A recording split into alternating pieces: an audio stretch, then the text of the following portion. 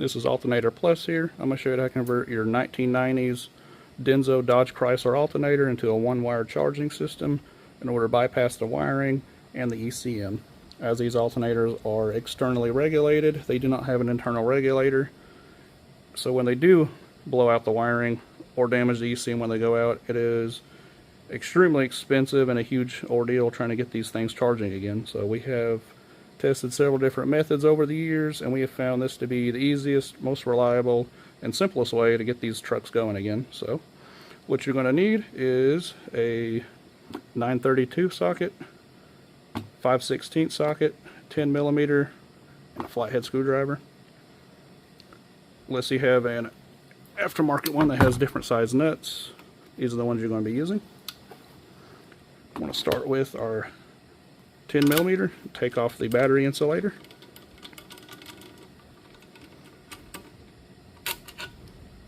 Set that to the side. Next, we're going to need our 5/16, and there should be 3 nuts here on top.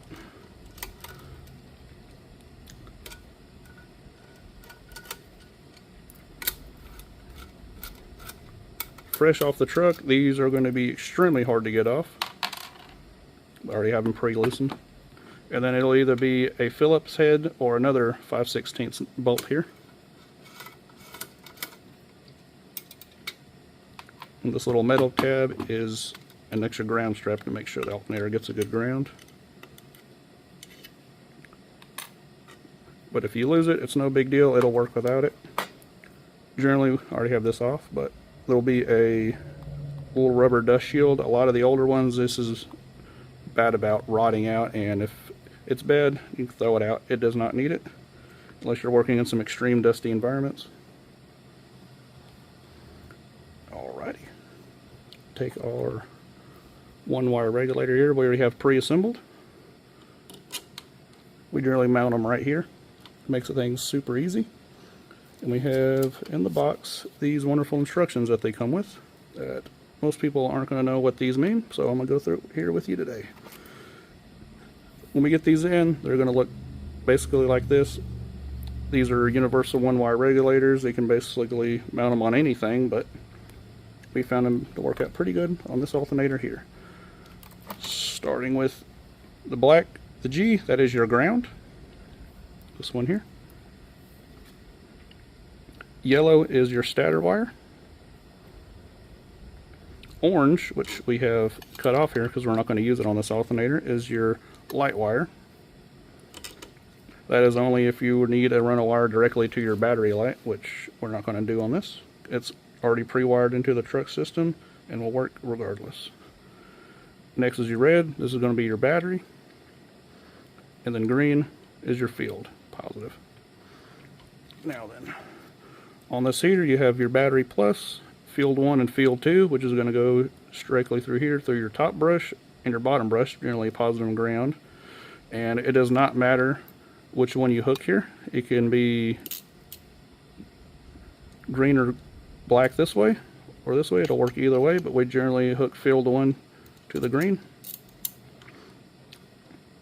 As for your stator wire, it will work on either one of these 4 stator terminals, but we found a simpler way, as this does not use the stator lead for the regulator. Since this does not have a regulator in it, you can now go ahead and get your cap. Found it easy to run it through this little hole here.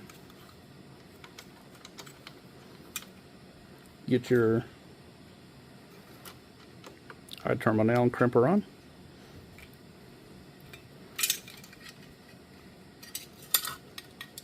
And run her underneath here and bolt her down.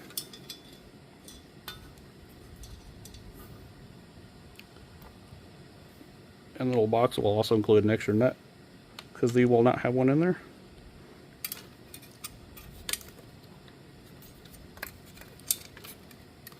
I'm leaving this off temporarily so that way we can run this alternator with or without it.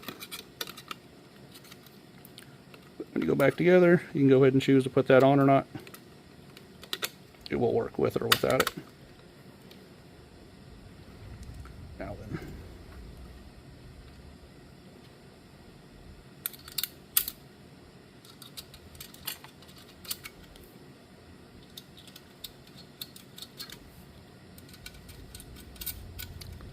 go back together.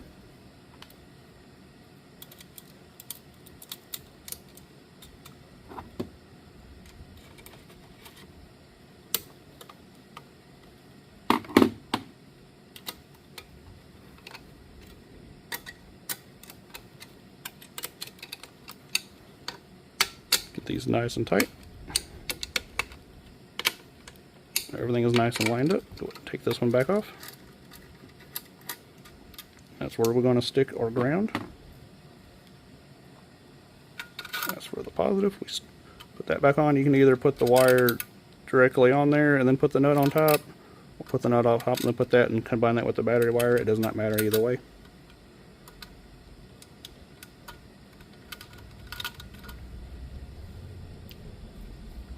Now then,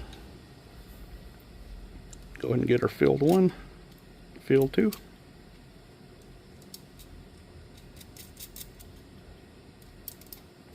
You will tighten these up in the ground.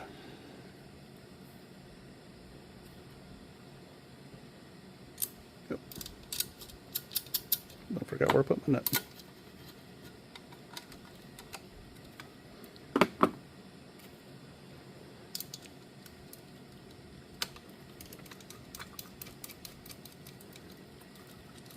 Put a 10mm nut on there.